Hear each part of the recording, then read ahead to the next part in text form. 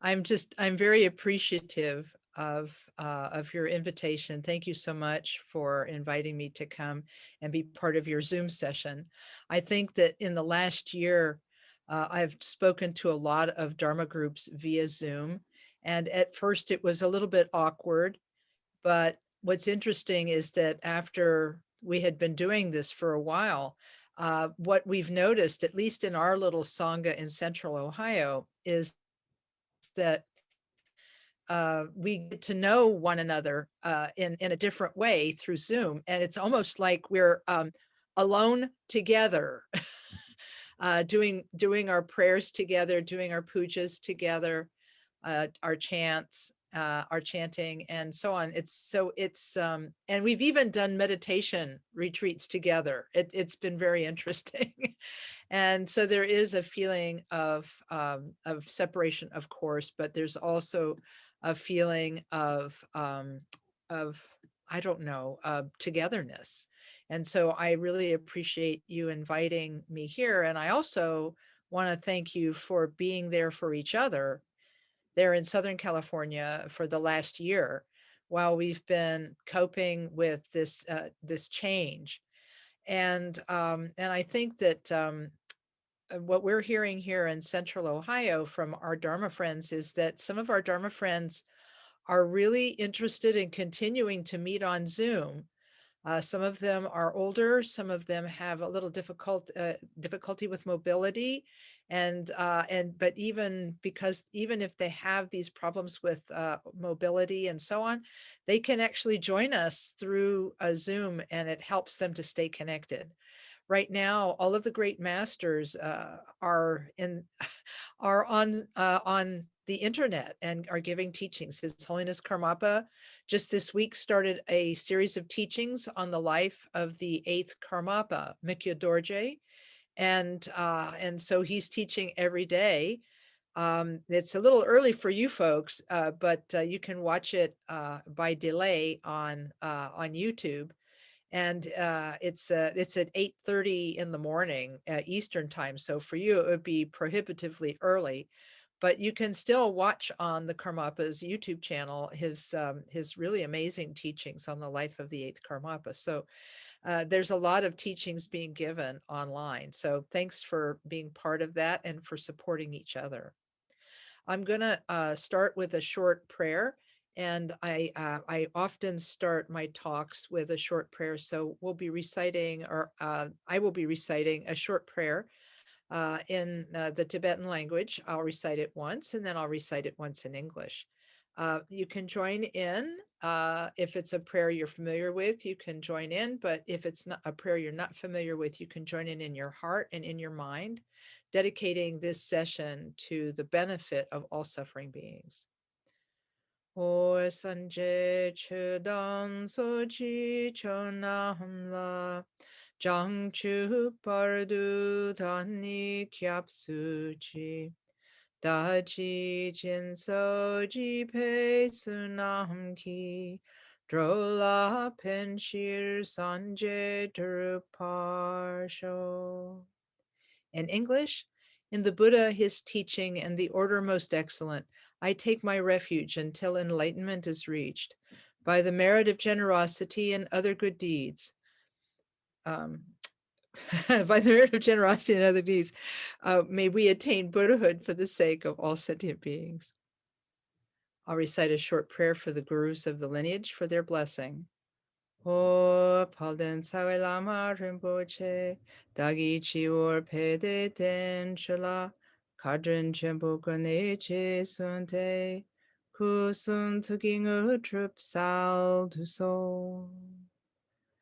To the gurus sitting above our heads on lotus blossoms, we pray for the blessing of their body, speech, and mind. Okay, thanks again for inviting me here. I was asked to speak on the topic of Shamatha meditation because this is a practice that is taught in Dharma centers all over the United States. But a lot of people learn it more than one time, and they develop a relationship with Shamatha meditation. And sometimes that it's like any other friendship. Sometimes the friendship is up, sometimes the friendship is down, but it's a continuing relationship we have with our meditation.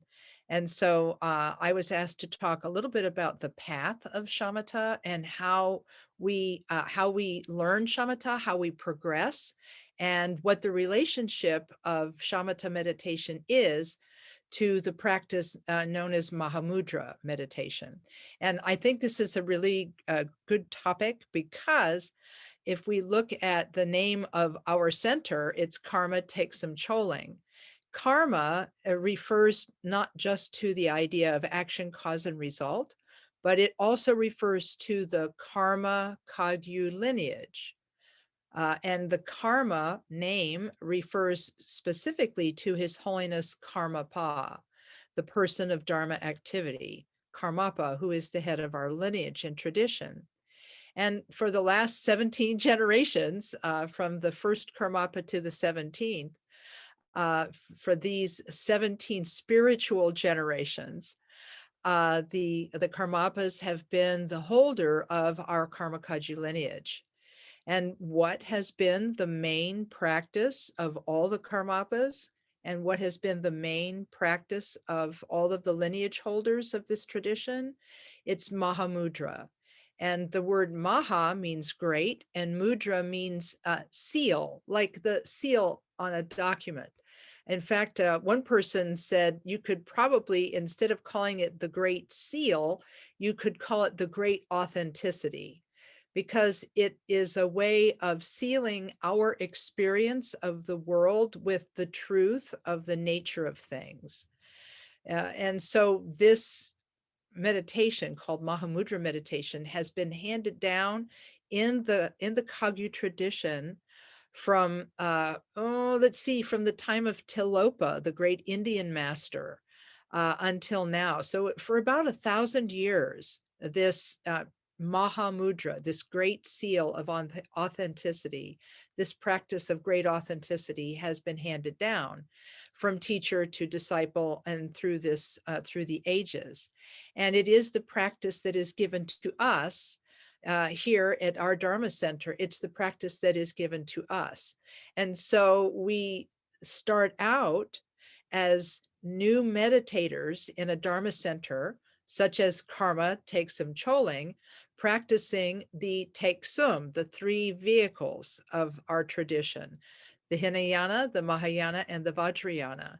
And Chöling means Dharma place. So we are the place of the Kagyu, the Karma Kagyu tradition.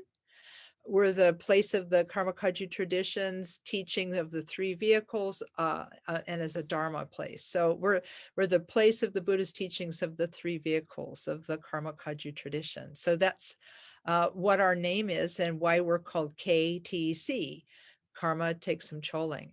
And so when a person first comes to Karma Thegsum Chöling, what do they learn? They learn basic quiet sitting meditation. And I'm going to go ahead and utilize the chat, because, I like to write things down. So I'm going to put a few things in chat and you can save it at the end. So our name, Karma Thegsum Chöling, means karma is the lineage. And Thegsum means three vehicles. Oh.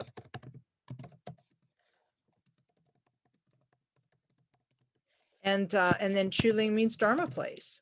So it's the place of the Dharma. And we practice as our main practice something called Mahamudra, which means the great authenticity, or the great seal.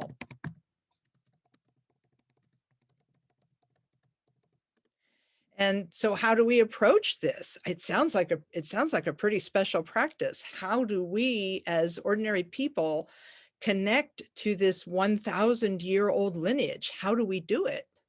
And we connect through the basic practice of quiet sitting. And I can't spell, so that's a thing. And so Shamatha is the name of the meditation that we do. And it means calm abiding. And the word for it in Tibetan is shine. Shi is peace, and ne is to abide. And so that's the very first practice we learn. We learn how to place our body in a comfortable sitting meditation position, and how to place our mind or our attention on our experience of the present moment.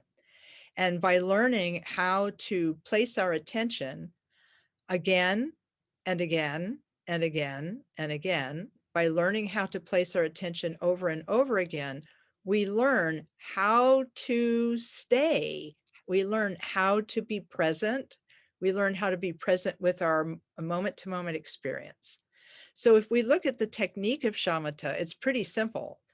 Sitting in a posture that is comfortable, we place our attention on the breath as it comes in and place our attention on the breath as it goes out. And as we attend to the breath in this way, we begin to cultivate attention. And when we observe the breath coming and going, sometimes what will happen is that our attention will wander into the past, or it will wander into the future, away from the present moment. And at that moment, we recognize that we are no longer meditating, no longer being mindful of the breath.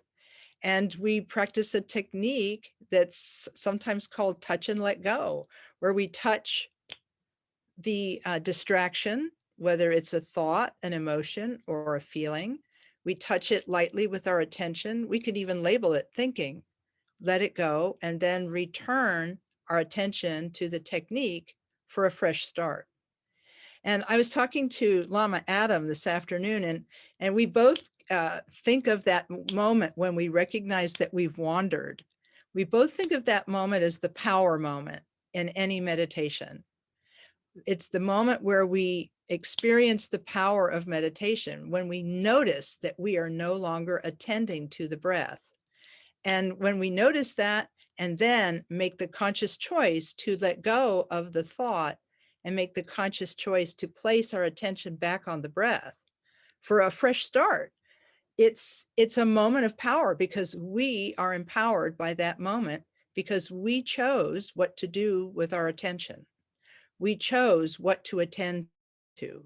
We chose where to place our mind and where to place our thoughts and where to place our attention. And so the practice of shine, or calm abiding, consists of doing this practice again and again and again, so that we strengthen the muscles, if you want to call it that. We strengthen the muscles of letting go. People talk about the power of meditation, and part of the power of meditation is the power to let go of a thought that sometimes will say, I am very important to you. I'm a very important thought. You must thank me. And, we have certain topics that we just can't fight. Like, you're a good person or you're a bad person. We have like we all have voices, right? That where we talk to ourselves. And part of what's going on in shamatha is beginning to make better choices about what we do with our attention, what voices we attend to, what words we attend to, what feelings, thoughts, and so on that we attend to. And in shamatha, we're pretty much equal opportunity in that we let go of everything in shamatha practice. And by doing this, we let go of things we think are good, and we let go of things we think are bad. We let go of everything. And that's how we get stronger. Our attention and our ability to cultivate attention gets stronger. And this brings about mindfulness, which is this ability, this capacity to place our attention on something for as long as we wish. Now, maybe we're not quite there yet, but this is the eventual goal. And when you work with a meditation teacher, the meditation teacher will start you out with a technique where there's a lot of prompts. You'll have a lot of of prompts to help you notice whether you're attending to your breath or not.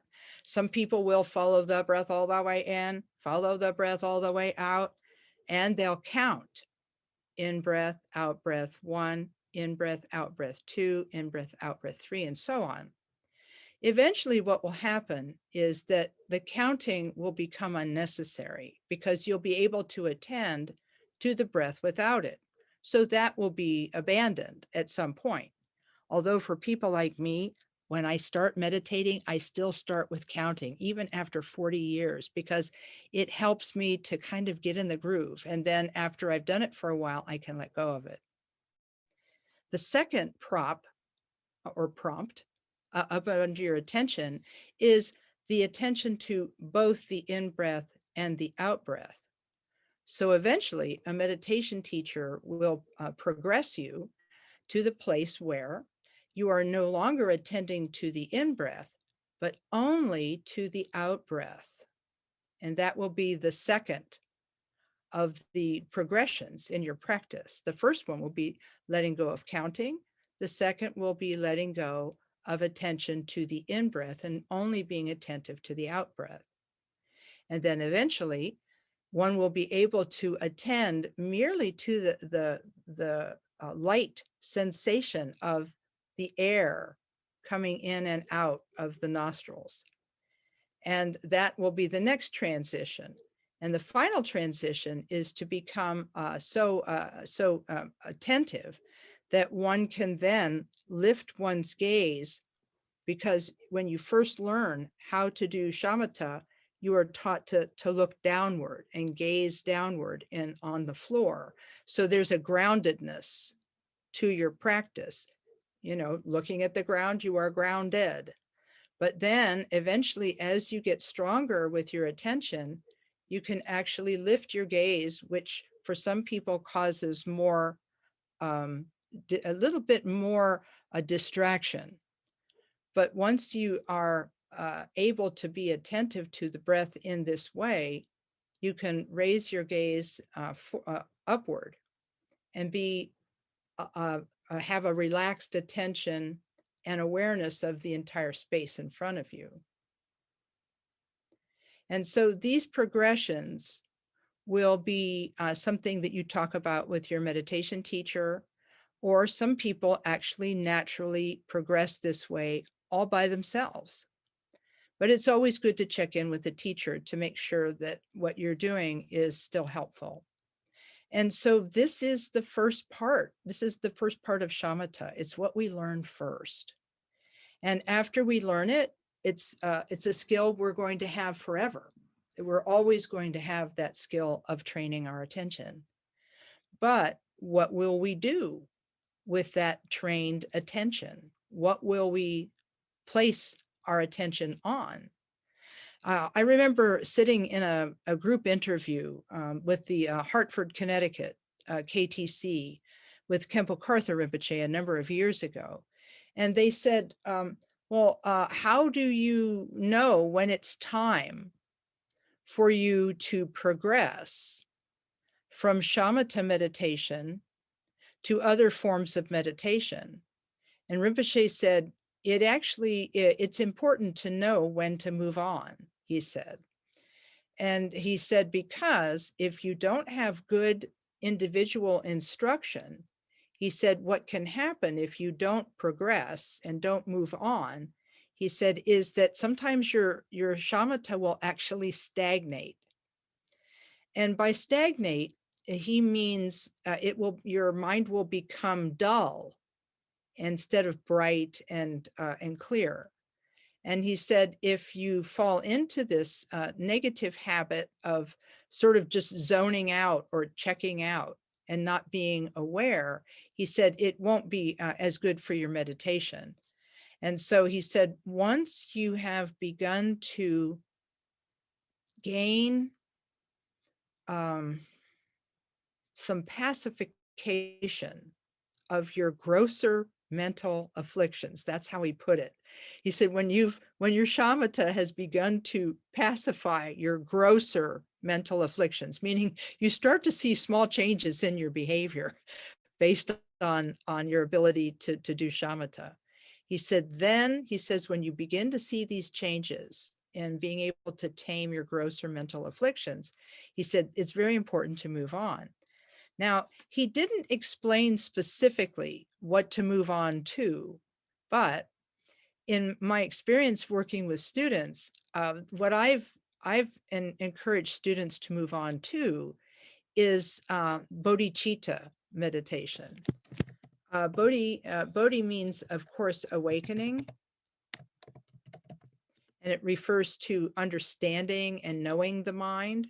Bodhicitta, and citta means mind. So the mind of awakening.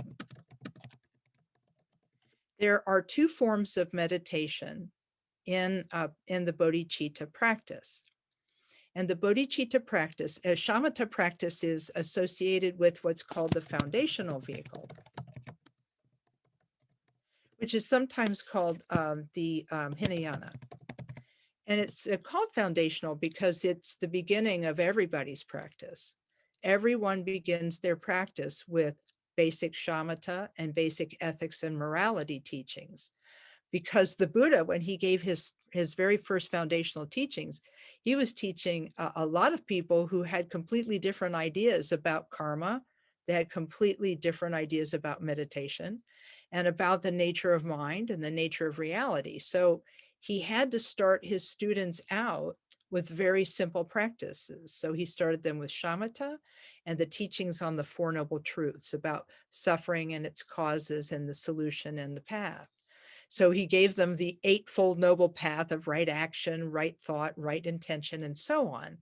And by teaching them a morality, as well as teaching them basic shamatha, he was able to help them tame their grosser mental afflictions and begin to have a sense of who they were beyond their everyday lives. And this is something that people who do shamatha tell me, that one of the first improvements they see in their life is that they begin to see individual thoughts. They can see the stories that they're telling themselves, but they actually can see the individual thoughts that make up those stories.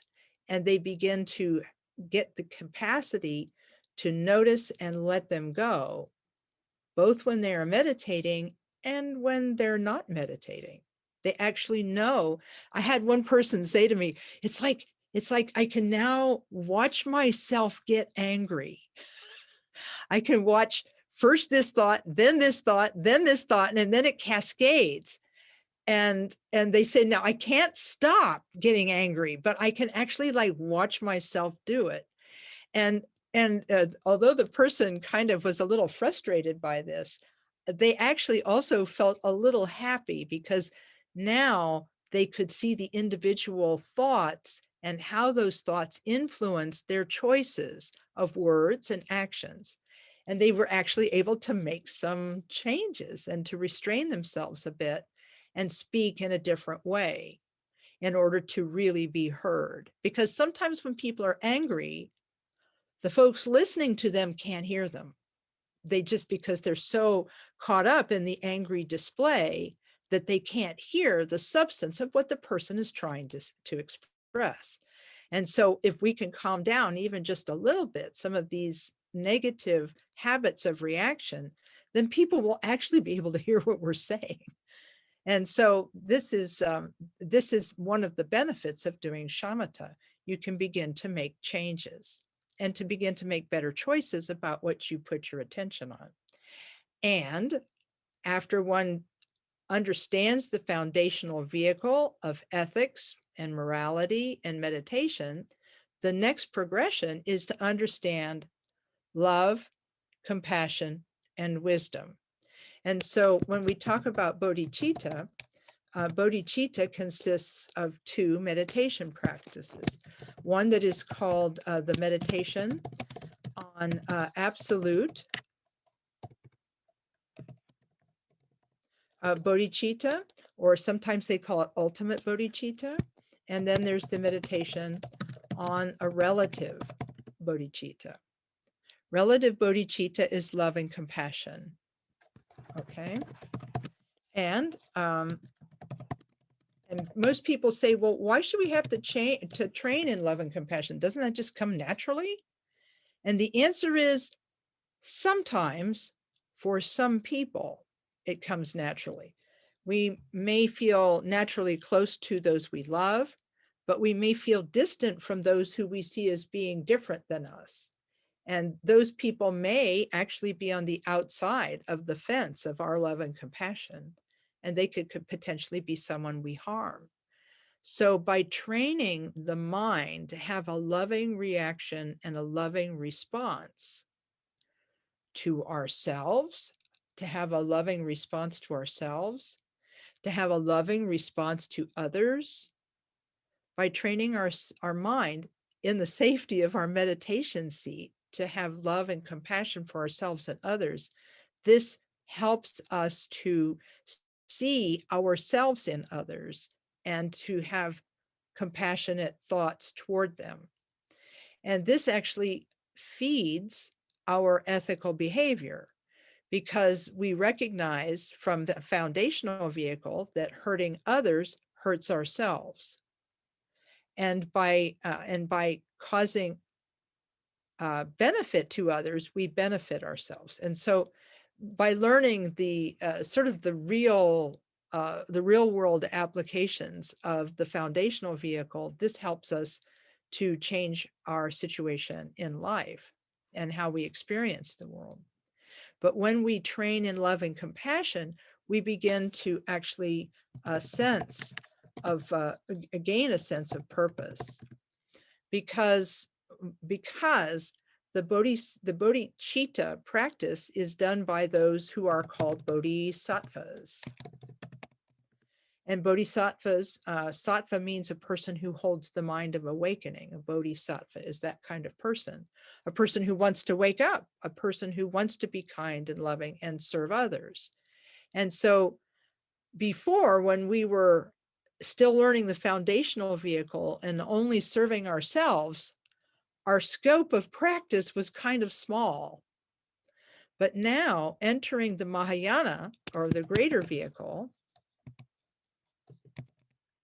or the greater vehicle, we begin to give birth to the notion that we could actually gain enlightenment, not just for ourselves, but for the benefit of others.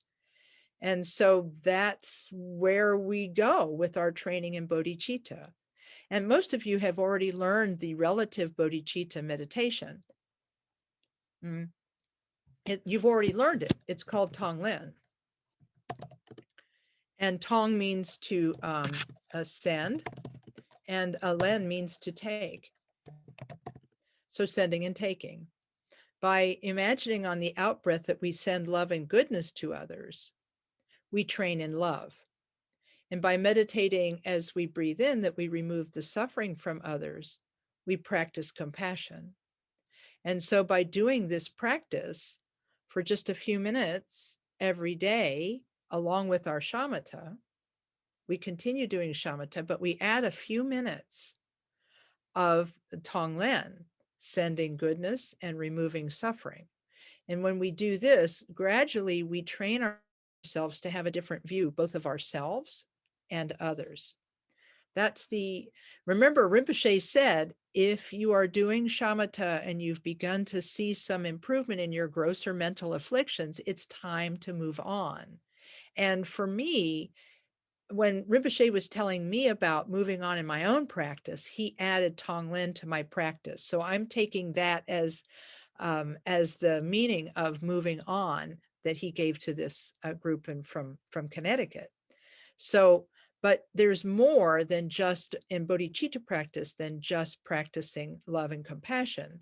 There's also the teaching on absolute bodhicitta meditation.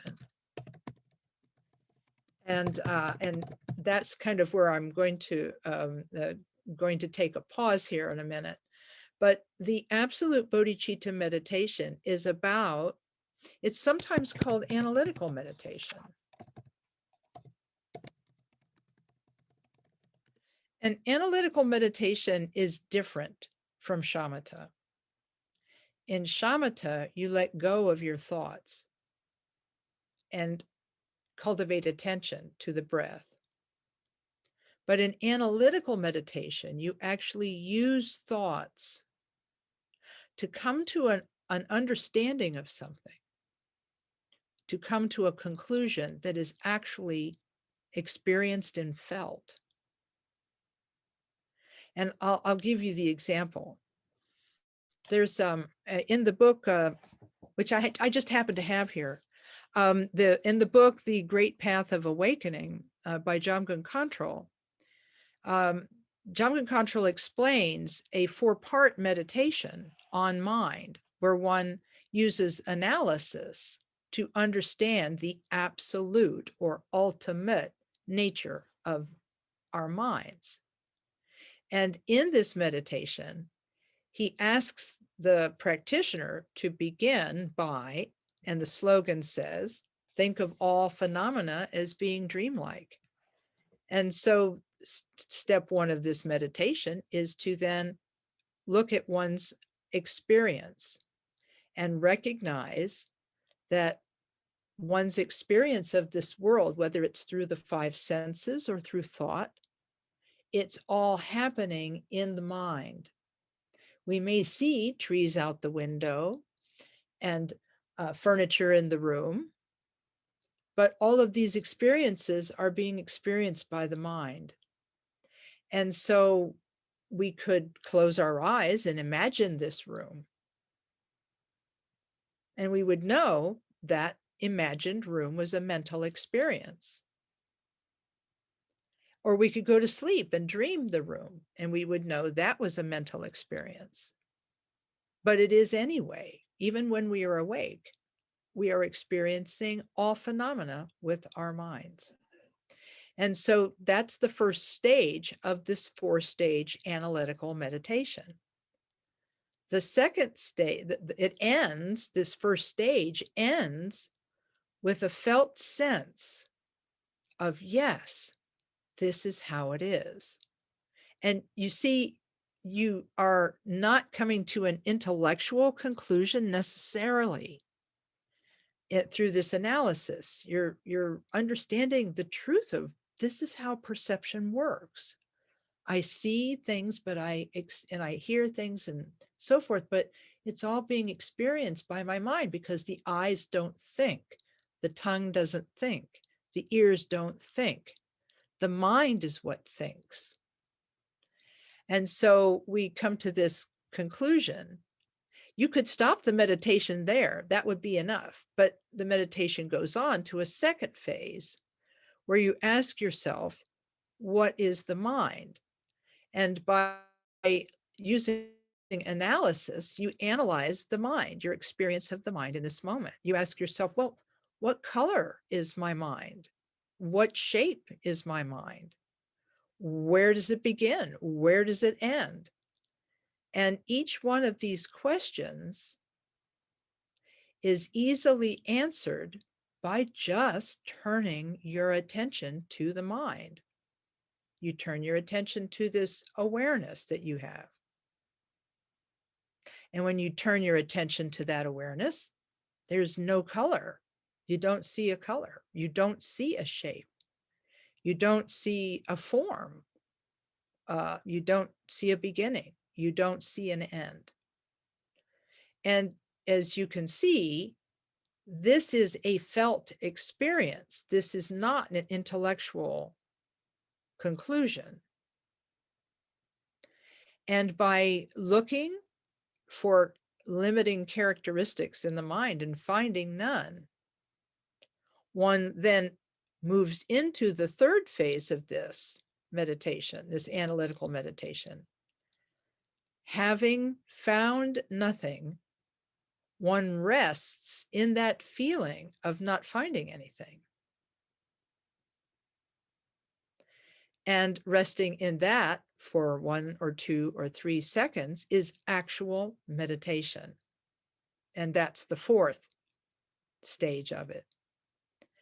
And so I know that one of the things that I was asked to explain in this talk was the difference between shamatha and analytical meditation and Mahamudra meditation.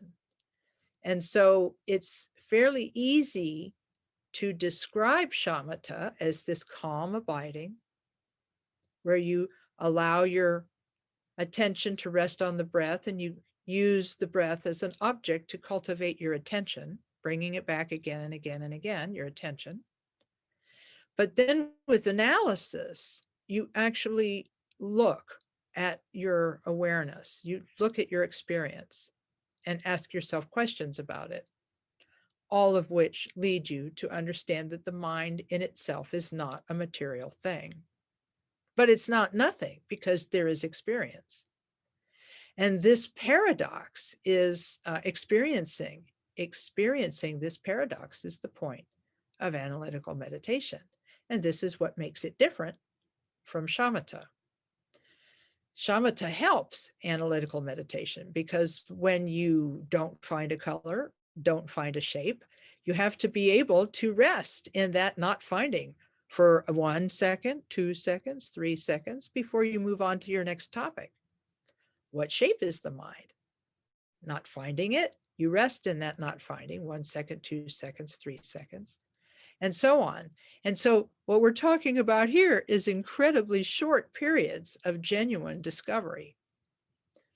And it's really very important to work with a teacher and not try to learn this meditation on your own, but to work with a teacher, to walk through the phases of it, because otherwise you'll wind up like a friend of mine who tried to do this meditation on their own.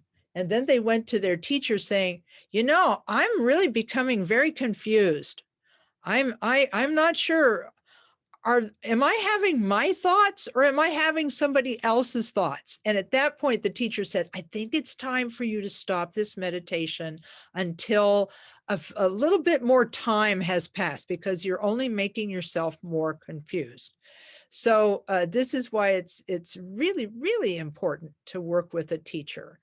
Shamatha is very easily taught and very easily developed over time, over those 4 progressions: letting go of counting, letting go of the attention to the in-breath, and then also being able to be merely attentive to the nostrils, and then to raise the gaze. These 4 progressions are very easily done. But analytical meditation requires teaching. You have to learn how to do it. You can't just open up a book and then try to do it out of the book. There's a lot that has to go into it because we're working with our own experience. But this analysis is going to be very important to us when we go to practice Mahamudra. There are many ways to approach the practice of Mahamudra. But one of the main ones is through the practice called Nundro, which literally means the preliminary, or that which goes before. And in Nundro, we imagine that we're in the presence of all enlightened beings, with our guru as being the central figure. And we take refuge, we engender bodhicitta, or that's one practice. The first practice of Nundro is taking refuge and engendering bodhicitta. Second practice is practicing purification mantra, thinking that we are purifying our negativity and our obstacles and obscurations. Third practice of Nundro is offering our body, speech, and mind and the whole universe to the Buddhas and Bodhisattvas. And the fourth practice of Nundro is called Guru Yoga, where we imagine being in the presence of our guru and receiving purification and blessing from our guru. Now, what's special about Nundro and how Nundro helps us to develop Mahamudra practice is by allowing us to meditate on mind itself without an object. Here's how it's done. If you've ever practiced Guru Yoga before, you know that all 4 of the parts of Nundro have as the final action the dissolution of one's guru, who one imagines either to be above one's head or in front of one. One imagines that the guru dissolves into light and merges with us. and that our mind and the guru's mind mix inseparably.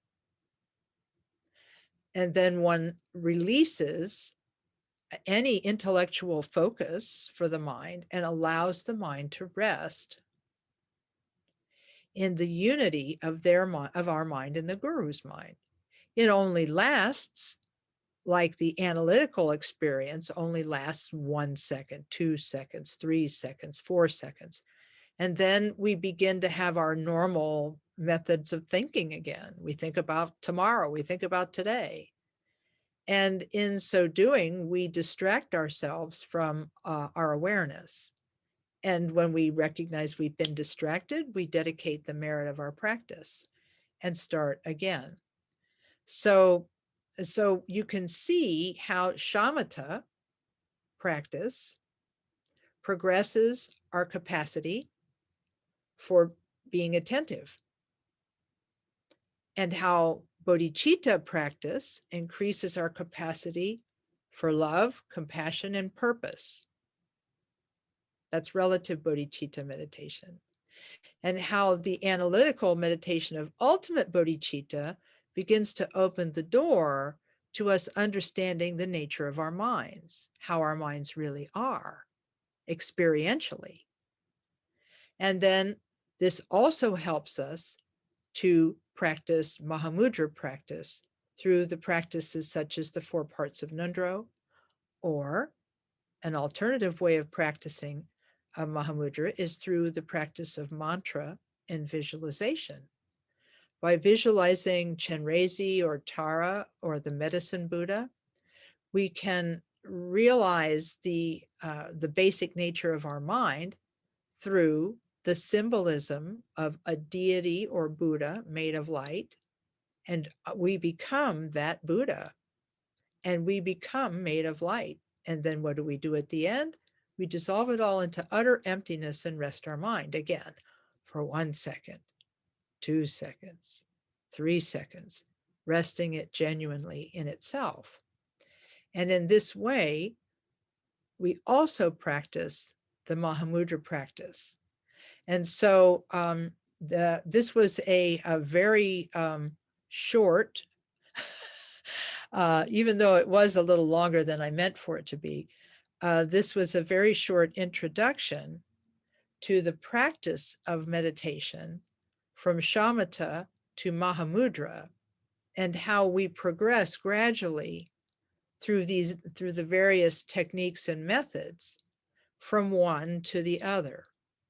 But what I will say is that we will be doing shamatha forever.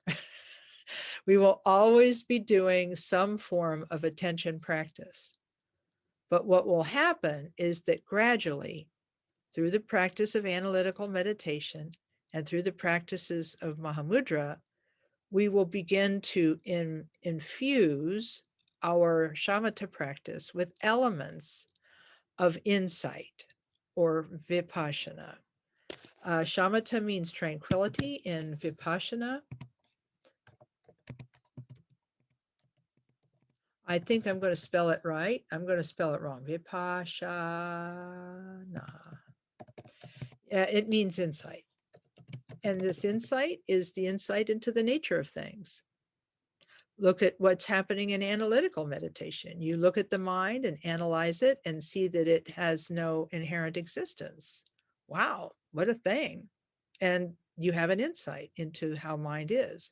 And the similar thing is happening in Mahamudra. But when you unite these two, shamatha and vipassana, then you have the potential to understand mind in its completeness and depth.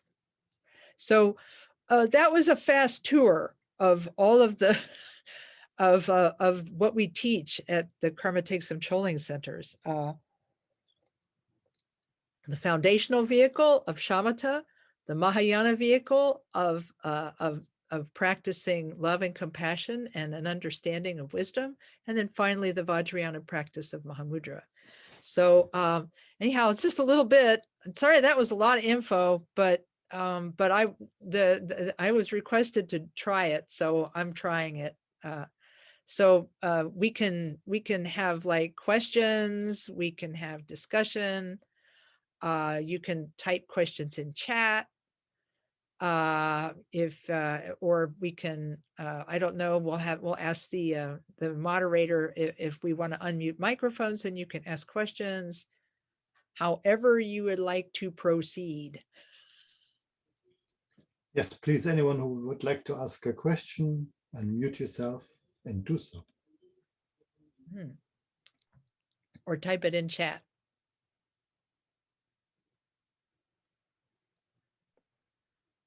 Hi, I'm Noelle. Hello. Hello. Now, would you say,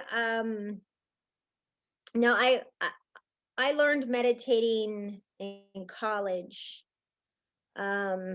Yes, and it was an amazing experience. I'm so grateful for. Would you say that your brain has a very kind of like a step-by-step progression to get to the point of thinking nothing, like pure nothing thinking, in a sense where you kind of similar to how the body has a progression in a sport or something like that? Oh, sure. Yeah. No, yeah. And I appreciate you asking the question, because we all want to know that meditation works, right? That's the bottom line. We have done meditation and we have felt it make our lives better, but we do kind of want to know the how, like, how does that work exactly? And so I can truly appreciate your question. And we've asked the Tibetan teachers some of these questions, and the best explanation I've gotten from them is that everybody's mind is different. And in fact, it's different not just from one day to the next, or 1 week to the next, or 1 year to the next. It's actually changing minute by minute. And so for this reason, this is why it's important for us to try to meditate a little bit every day, because that consistency in practice is what helps to establish mindfulness as a way of being. So that's why a little bit every day is better than a lot occasionally. So now, I don't know as much about the brain part as I would like to know. But interesting story. I was a lab rat. I was a human lab rat, and I was examined, at the University of Wisconsin at Madison, and I was examined at Princeton, and Columbia sent somebody down to look at me. So, because anybody who's done more than 10,000 hours of meditation, which is the 3-year retreat is like that, they want to look at your brain. And I have never had the guts to ask any of them, like, well, what happens, but I do know a brain scientist, and I will ask her this question, because I'm still in contact with one of the people who experimented on me.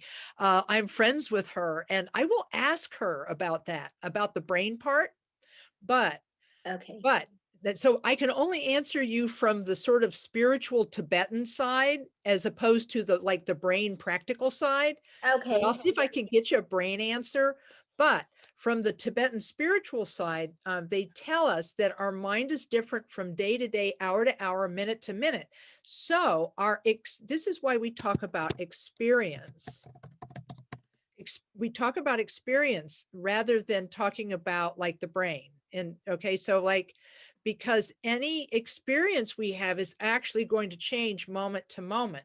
So what the Tibetans say is that we will have momentary experiences of 3 things. There are 3, this is really great.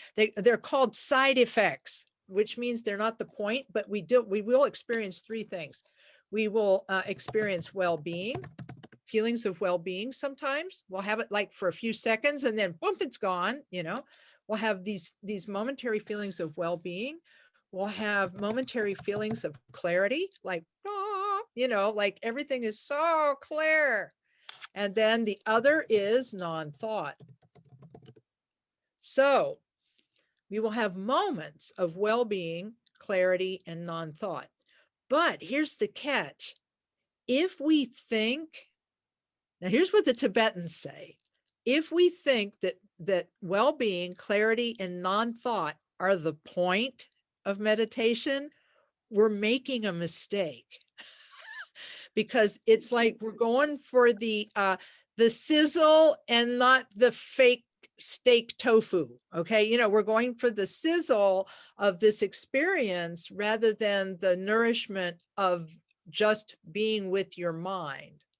And so there may be moments of well-being. There might be moments of clarity. There might be moments of non-thought, but we're actually directed by the meditation manuals to not focus on them as being the point.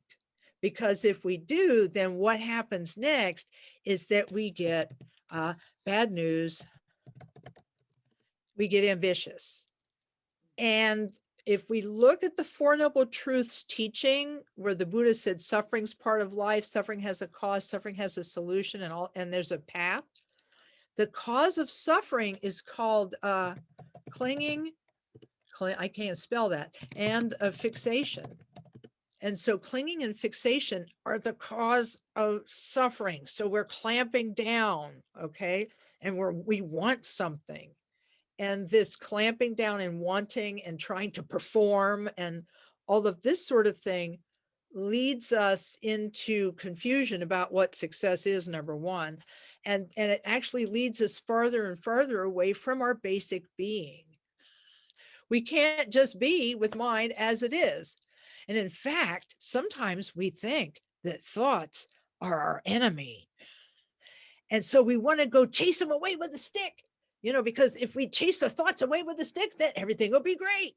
But really, what's really interesting is that when we really practice awareness, and we have what one meditation teacher said, we have this sort of panoramic awareness. Mingyur Rinpoche, when he teaches something called open awareness. Then thoughts are no longer your enemies. You actually just, they're like your friends. And and Mingyur Rinpoche says this in his book, the Joyful Wisdom. I think that's the name of his book. I'm studying it with somebody right now. And he says that when we think that our thoughts are problems, then we get fixated. And then we don't make things better when we get fixated. We just make it into a problem, you know? And all right. And so he talked about his own life in the book and in this book, Joyful Wisdom, and how he saw his problems as being like insurmountable. And if he could just stop thinking, or if he could just stop having problems, everything would be great. But his father, who was a meditation master, gave him these instructions about making friends with his problems. And he said that once he saw that a problem was actually an opportunity to look at your mind and to relax the fixation, then it's like different. And he tells, of course, sort of, you know, like one of these allegorical stories about people crossing the wilderness, and they're in danger, and the bandits are coming, and what are we going to do when the bandits get here? And of course the father said, well, one of the ways that you could deal with bandits was by, they come to you and they want your money, and you basically said, well, you know, could we just like hire you as our bodyguards, because then you don't have to go to prison. We get safely across this wilderness where there are lots of other bandits, and we both benefit. And so this was his father's way of saying to him, if you can just relinquish the fixation on problems as being problems, and start to work with your mind in a non-oppositional way, that changes everything. And so he says it a lot more eloquently in the book, but these experiences of well-being, clarity, and non-thought may happen. He says this in the book. They may happen, but when they happen, what you're supposed to do in the manuals, what it says to do, is to just look at them and go, interesting, and then just let them happen or let them stop or whatever. And he said, eventually you don't like get excited when they happen or be sad when they go, because everything becomes workable. Everything in your mind gradually becomes workable. So sorry, that was a long answer, but I hope No, that was great. No, I appreciate it. Thank you. and I do recommend the book. And I Okay, will ask yeah. my brain scientist. Okay, yeah, if you can, that would be great. But I was just wondering the progression of the brain to get to that point.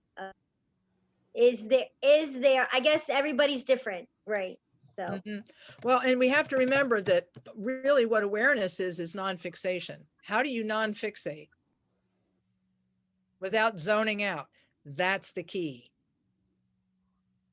How do you not get excited about something and yet and just be with what is in your mind and know that that's enough, that your mind as it is enough. It's clarity, it's awareness, it's, so, and it's all we've ever got, by the way. So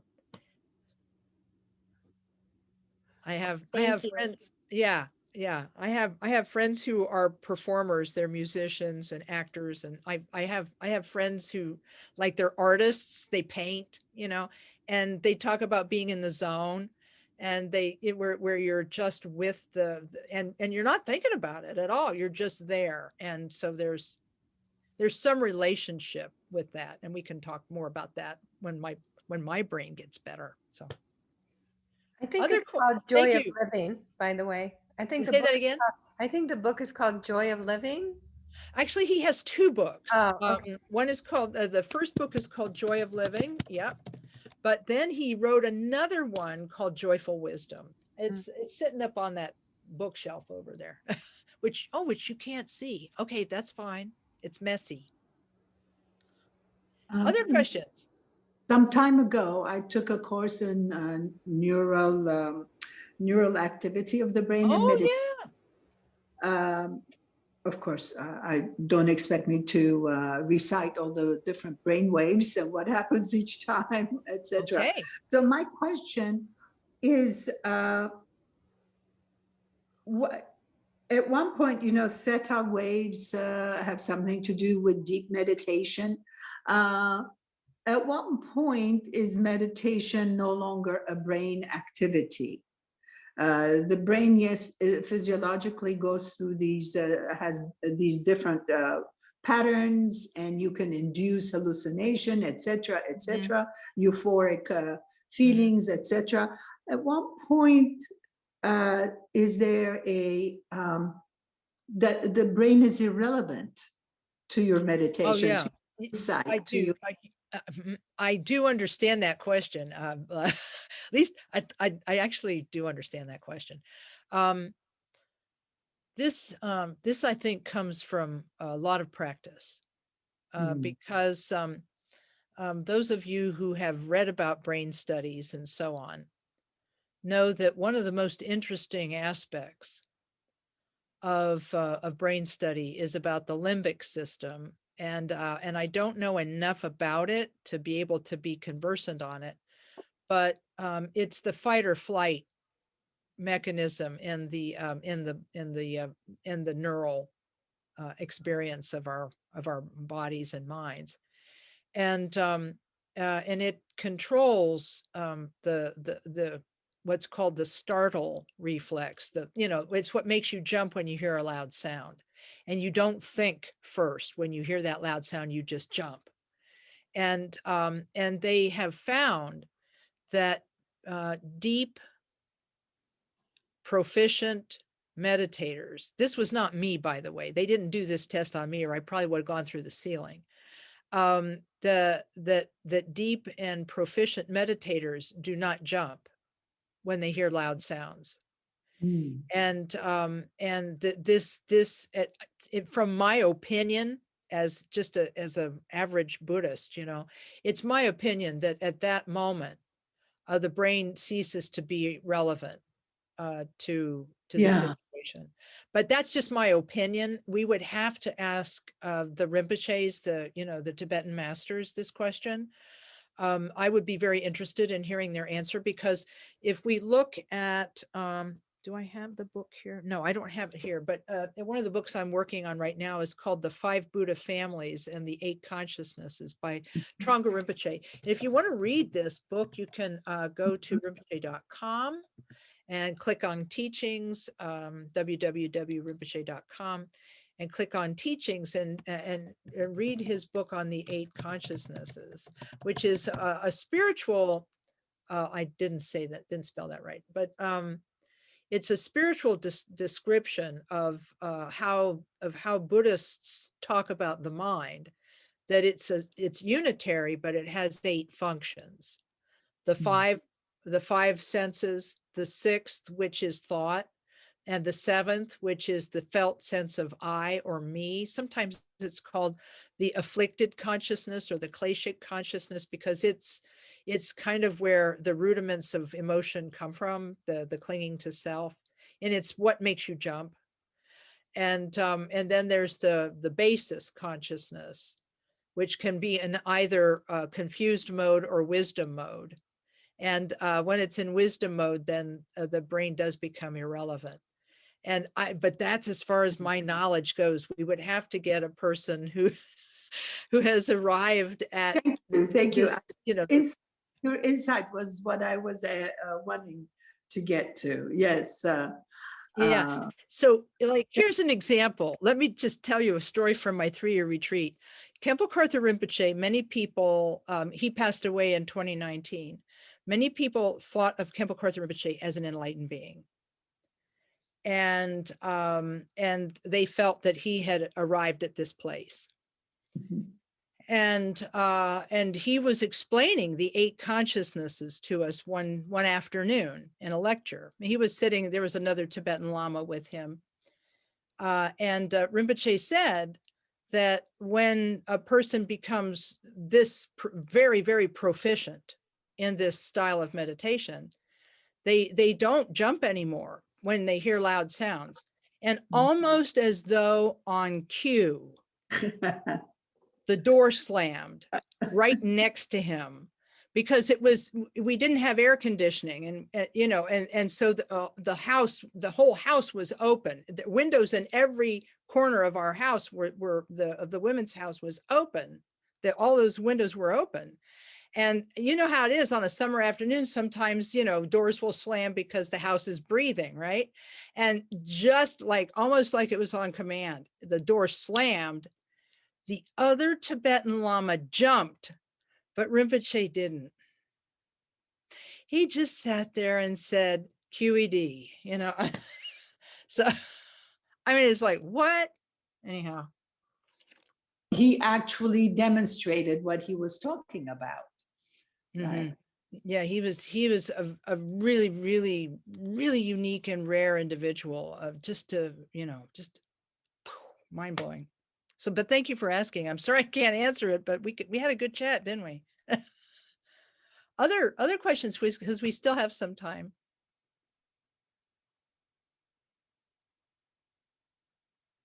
We also could meditate.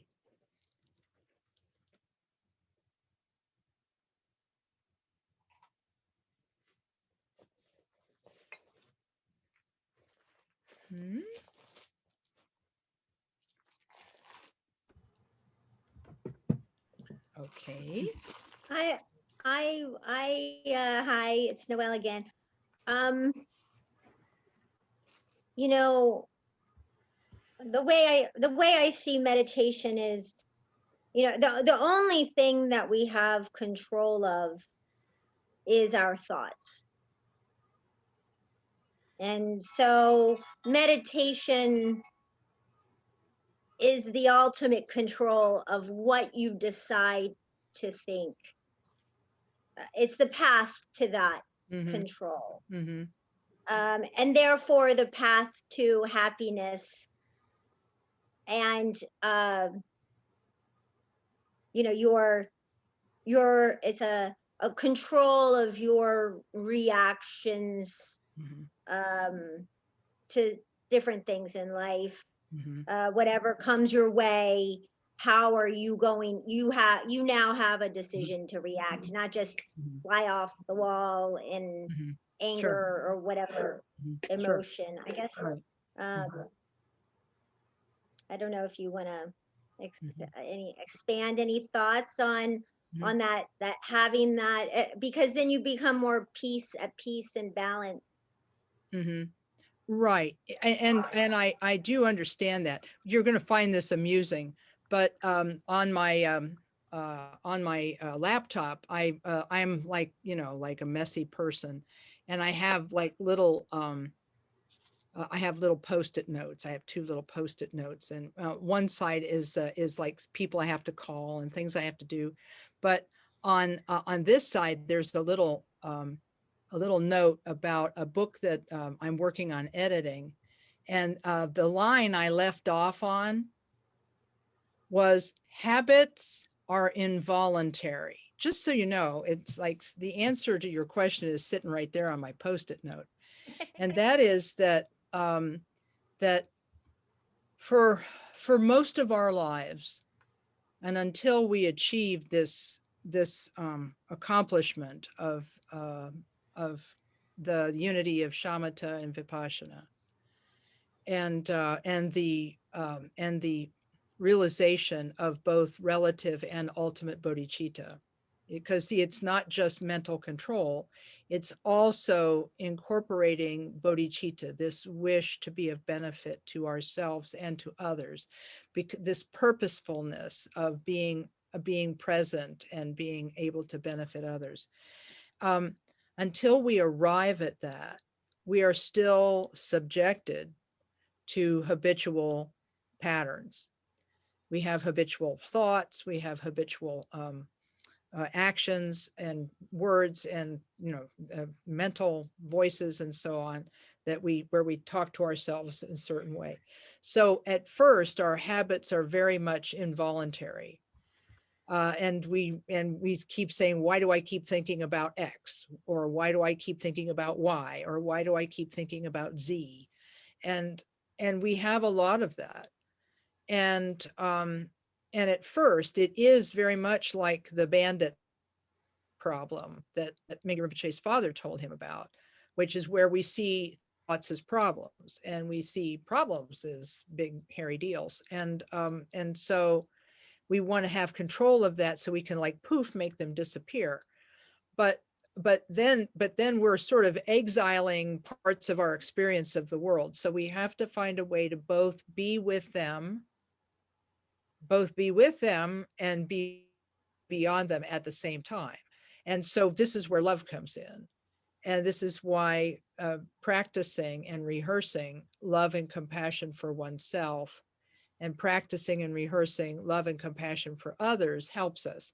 Because Khenpo Karthar Rinpoche said to me, he said, I want to make sure you understand something, and that you tell everyone that they can actually achieve Buddhahood simply through practicing love and compassion. And I can really see, at first it was like one of those Zen riddles, like, what does that mean exactly? But the more I reflected on it, the more I realized that it's true, because if clinging and fixation are the problem, then letting go is the answer, and love is one of the best ways to let go. And so so this is something that we need to train in. So it's not just all about control. It's okay, because as my friends in 12-step like to say, look, all of our best thinking has put us in this conundrum. It's like, it's put us in this mess, all of our best thinking. So like maybe it's time to let somebody else drive. And so so the whole idea of control can be it can be two sides, can be two sides, You don't want to and some of cling it's on to okay and some of it's control. not okay. So we have Okay. Clinging on to Dang. control. Here we go again. I love it. I mean, this is why I have fun doing these. I mean, I really have fun talking to people because there's so much incredible creativity that can happen in a conversation, a really good conversation. There can be like this aha moment, and then you don't have to worry about control anymore because it's all right. It's like, I have a question coming after that. sure. So is there then, because control has never worked for me. In fact, it makes me Another testimonial, friends. Yeah. doesn't work. I've tried it. I've tried a lot of things. and that's one reason I came back to Buddhism, because I feel the techniques really work. Mhm. But is there an equivalent in Buddhism with the conscious versus subconscious mind? Because obviously to me, the subconscious is the part that Hmm. we're not necessarily aware of, and that's where, you know, suddenly you'll have this reaction, you think, where did that even come from, you know? But I don't know if that's just a Buddhists Western have a great explanation for that. It's previous lifetimes. They, you know, there's all kinds of there's all kinds of stuff in here, and Right. we don't only live one time, and so because of that, there's a lot of things that come up, and there are actually, and I wish I could talk to a Tibetan master about the subconscious. That will have to be a conversation that I have to have at some point in the future, because I honestly don't know the answer to that question, but I know a Lama who would know the answer to that question. Oh, The cool. problem is he's not here. Well, Not ask here him. right now. And I have to figure out, I know what you're asking, and I can't answer it, but because I think there's two aspects of it. One aspect is actually impressions and thoughts from previous lifetimes, but which may or may not be relevant because they're all habitual anyway, and we have to go past that. But there is also this idea of understanding what is behind thought and so forth and so on. And is it a riddle to be solved, or is it just something to be relaxed into and to just appreciated? And I don't know the answer to that question. These are really good questions, and I am not up to the task, but I'm going to ask a couple of these questions. Well, thank you anyway. Yeah, okay. But I do appreciate what you're saying about the idea that control never worked for you. I totally get that. And because what's really hilarious is that it used to work for me, and I still keep believing that it works for me. And it's hilarious because I just keep bumping up against the fact that it doesn't work over and over again. But that being said, there is there are quotations in the works of the Buddha about a person who has command over their own mind, being the person who is wise and powerful, the person who can actually work with their mind in this way. And I think that what we have to do is talk about mastery as opposed to control. And I think that there's a subtle difference, and I can't even tell you what it is, but I get this feeling that fully understanding ourselves in our complexity, it's in some ways it's better than control. But I mean, you know, like seeing how we are, like what we do, oh my, we're hilarious. You know, we think we can you know, and we're basically rearranging the deck chairs on the Titanic because we all know how this story ends, you know.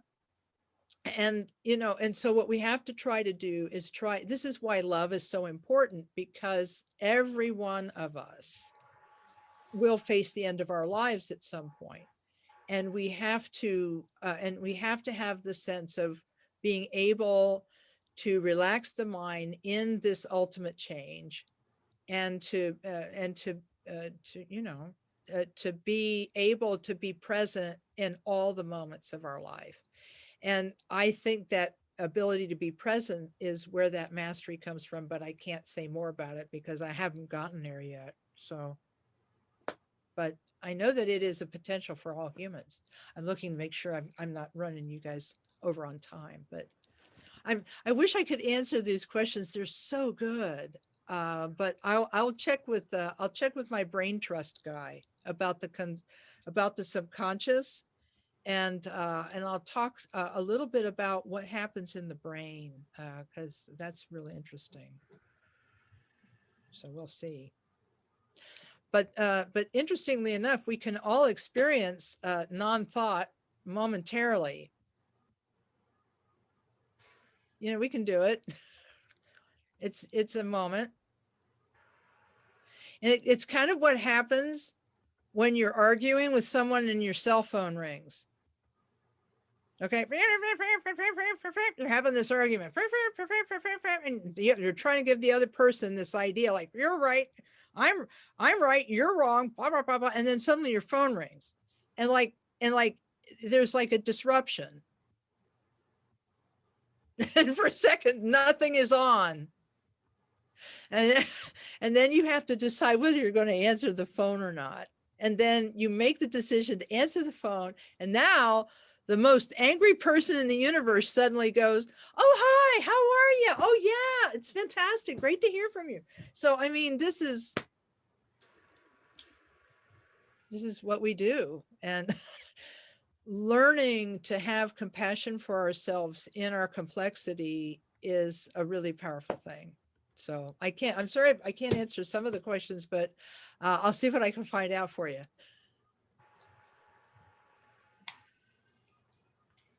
Time for one more. Is there one more out there?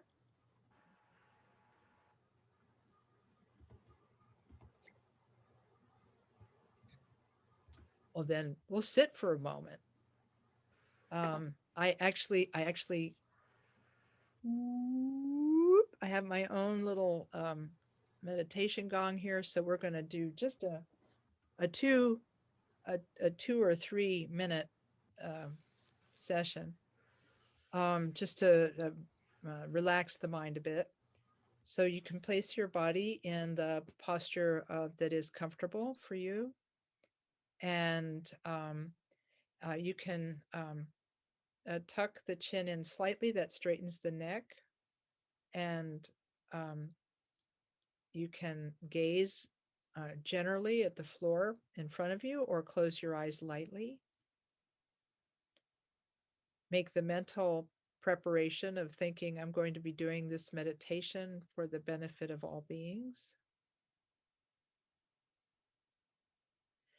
Then begin by taking a deep breath, and then letting the breath out, and then letting the breath come and go naturally, placing your attention on the breath as it comes in and goes out. When thoughts distract the mind, you can note them, label them thinking, release them, and return to the breath. So we'll do this for just a couple of minutes.